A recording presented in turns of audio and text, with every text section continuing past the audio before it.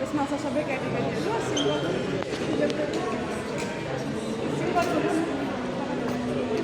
She's not working here. First point minus. तपाईँको यो entry fee चाहिँ तपाईँको मिनिमम चार्ज चाहिँ डेको 110 1 नाइट 55 3 नाइट 165 हो अनि तपाईँको मिनिमम इन्ट्री फी चाहिँ 160 तपाईँले यसमा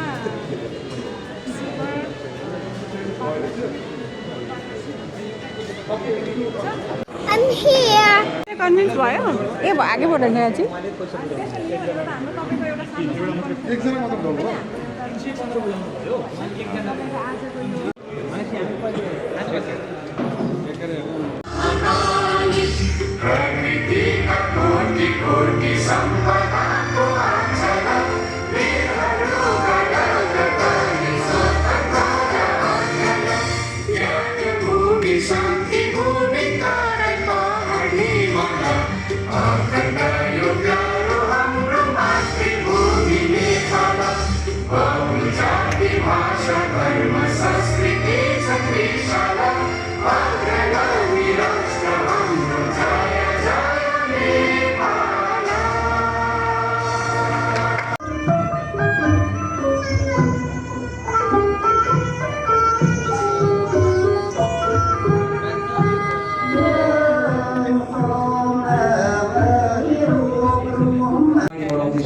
यो विषयले एक किसिमको महत्त्व राख्छ र यो विषय अझ विस्तृत रूपमा अगाडि बढ्छ छलफलको रूपमा भन्ने मलाई लाग्छ।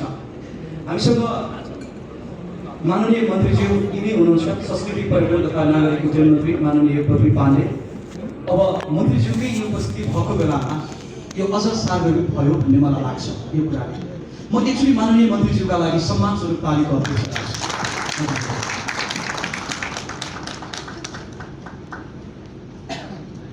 आज जुन विषयको उठानका कुराहरू छन् यति धेरै व्यक्तित्वहरू यस्तो हुनुहुन्छ जुन व्यक्तित्वहरूले चाहिँ यो विषयलाई विशेष रूपमा गम्भीर रूपमा बुझ्नु पनि भएको छ अथवा अरू प्रतिनिधित्व गर्न सक्नुहुन्छ।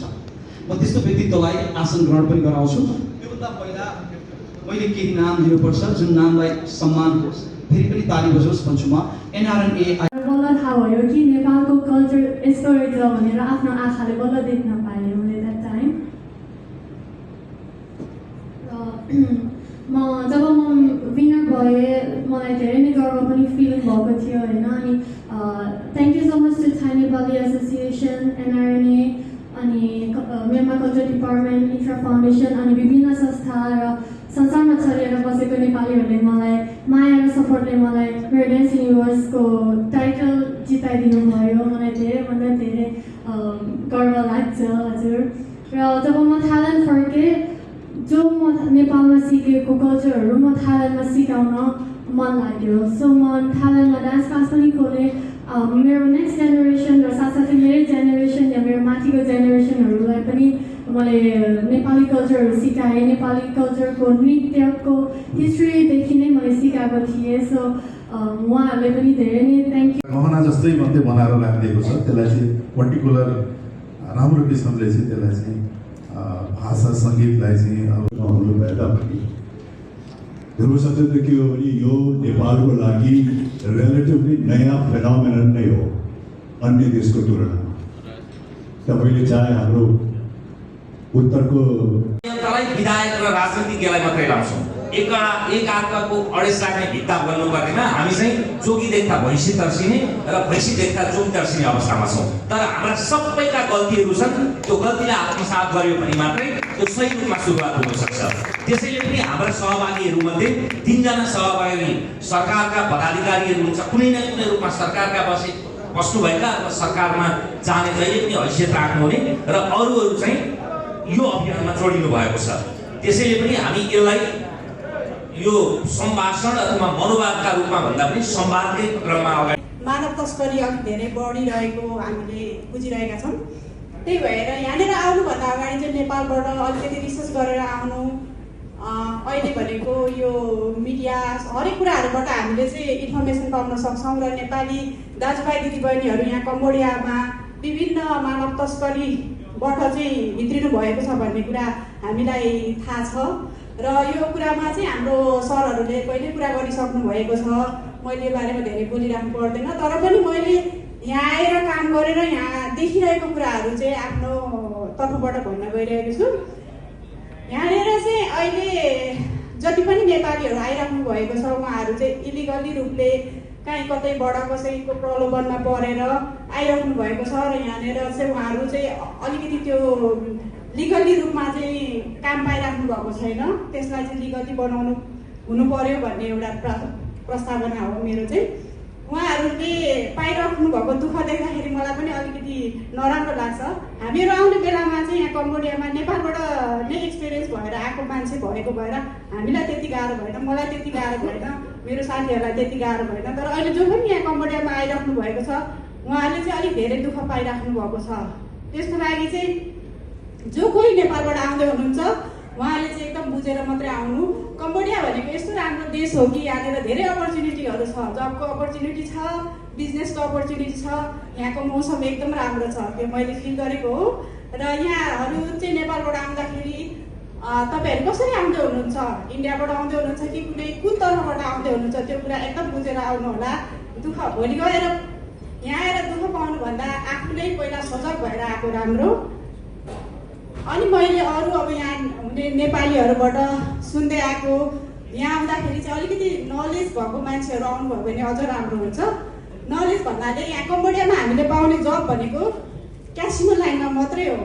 अनि त्यस पछाडि प्राइभेट सेक्टरहरू भनेको होटल लाइनहरू, यिनीहरू आफ्नै तरिकाले आफै क्यापेबल भएर खोल्न सक्ने उहाँहरू जस्तै हाम्रो लालसिंह सरहरू अरू दाईहरूले खोल्नुभएको होटलहरू त्यो लाइनहरू मात्रै हो। एक्चुअली भन्नुपर्दाखेरि यो कन्ट्री चाहिँ जबको लागि लिगली रूपमा नेपालमा चाहिँ नभएको कन्ट्री हो। हामीहरूले चाहिँ नेपालबाट कुनै पनि लिगल्ली जबको लागि चाहिँ आउन सक्दैनौँ यो कन्ट्रीमा चाहिँ।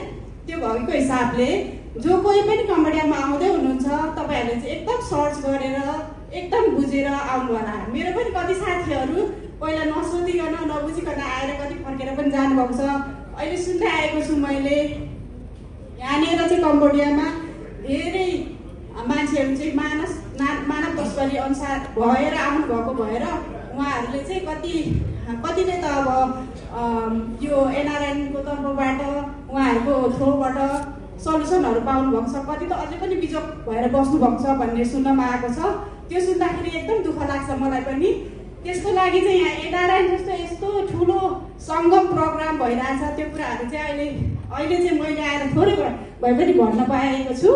र भोलिको दिनमा पनि आउने नेपालीहरूले त्यसरी दुःख नपाउनुहोस्, उहाँहरूले चाहिँ सर्च गरेर आउनुहोस्। अनि धेरै धेरै धन्यवाद। म फेरि आउनेछु। अब यसै यहाँलाई मैले आमन्त्रण गरेँ। बद्री कृषि सर कता हुनुहुन्छ? म आमन्त्रण गर्छु आरसी हरि भट्टराईज्यूलाई। अध्यक्षज्यू कता जानुभयो? उहाँ आउनुहुन्छ। म स्टेजमा आमन्त्रण गर्छु मेरो साथी पारसमणि पोखरेल। पारसजी एउटा छुट्टै पहिचान, एउटा नाम पारसले बनाइसकेका छ, मैले धेरै भनिराख्नु पर्दैन। म स्टेजमा आमन्त्रण गर्छु लालसिंह खड्काजी। आउनुहोस् कम्बोडियाको अध्यक्षज्यू, तपाईँलाई धेरै धेरै धन्यवाद र आभार पनि। साह्रै राम्रो कार्यक्रमको आयोजना गर्नुभयो यो टिमले यहाँ जुन व्यवस्थापन भएको छ। र अब म आमन्त्रण गर्छु इभेन्ट पार्टनर सुरेश चन्द्र उपाध्याय। सुरेशजी कता हुनुहुन्छ? आउनुहोस्। अघि सुरेशजीको चर्चा हामीले सुनिसकेका छौँ। अब 6 महिनापछि हुने इभेन्टको पनि तपाईँ पार्टनर भइसक्नु भएको छ। कतिले भन्छन् कतिले भन्दैनन्, तर मैले भने लेखेँ म सक्छु जित्न हरेक बाजी तिम्रो खुसीका लागि। म सक्छु जित्न हरेक बाजी तिम्रो खुसीका लागि। म सक्छु हार्न हरेक बाजी तिम्रै खुसीका लागि। तिमी नै भन म के गरौँ, जितौँ या हारौँ तिम्रो खुसीका लागि, तिम्रो खुसीका लागि।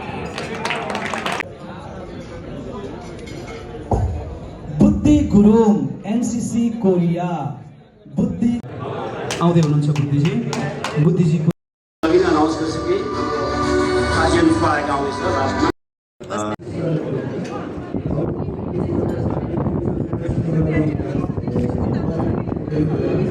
हाइडिङ हुँदैन है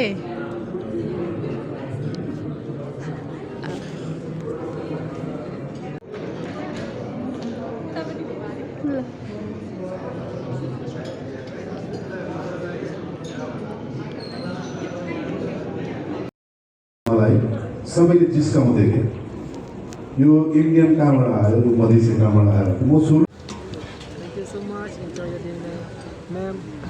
ओके सरी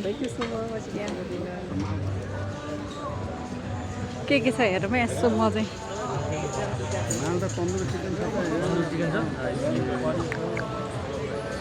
हामी के खाँदैछौँ कति धेरै खानुपर्छ ल पर्दैन मलाई कहाँ छन् हाम्रो नानीहरू कस्तो छ खाना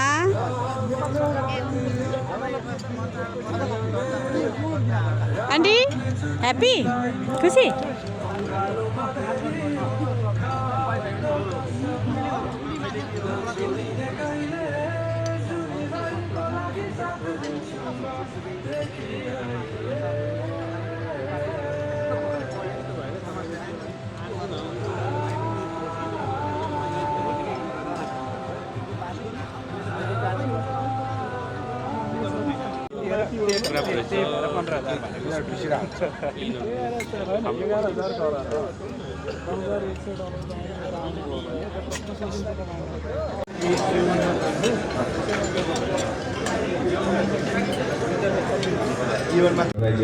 लगायत र यहाँ उपस्थित सम्पूर्ण मित्रहरूलाई सन्ध्याकालीन नमस्ते र यस सङ्गममा उपस्थित भएर आजसम्म हजुरहरूले साथ सहयोग दिएर मेरो सभा हाम्रो सभा बढाइदिने भयो त्यसको लागि पनि म आभारी छु र धन्यवाद ज्ञापन पनि गर्न चाहन्छु र यसै कार्यक्रमका हामी आयोजक राष्ट्र भएको नाताले हाम्रा टिमहरू जो पनि छन् जस्तै कम्बोडियाको टिमहरू सबै अघि आएर एउटा सङ्गमको नाममा एउटा हात मिलाइदिनु होला भन्ने मैले आग्रह गर्दछु सबै टिमहरू कम्बोडिया कमफ्रन्ट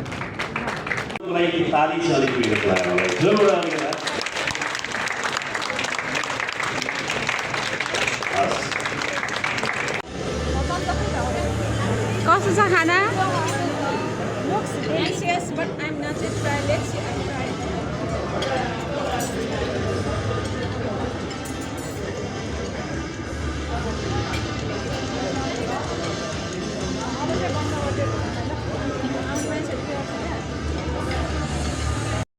सहयोग पुर्याइरहनु भएको छ देशको उन्नति प्रगतिका लागि त्यहाँ तपाईँको योगदान पुगिरहेको छ तपाईँहरू सबैजना विशेष हुनुहुन्छ खास हुनुहुन्छ र अझ विशेष र खास बन्नुहोस् तपाईँलाई अझ बढी सफलता मिलोस् खुसी मिलोस् स्वस्थता मिलोस् एकचोटि जोरदार ताली सम्पूर्ण एनआरएनका लागि हरि भट्टराईजीलाई धन्यवाद दिन्छु पारसजी उहाँहरू हुनुहुन्छ उहाँहरू दुईजनाले चाहिँ मलाई इन्टर गर्नुभएको सुरुमा चाहिँ आउने गरेर भेगा थिएन तर हरि भट्टराईजी मेरो पुरानो मित्र पनि हुनुहुन्छ उहाँलाई चाहिँ 10-12 वर्ष भयो भविष्यमा हामी भेटेर पनि छौँ धेरै रमाइलो पनि गरेका छौँ र पारसजीसँग पनि मेरो भेटघाट भइसकेको छ उहाँ दुवैजनालाई धेरै धेरै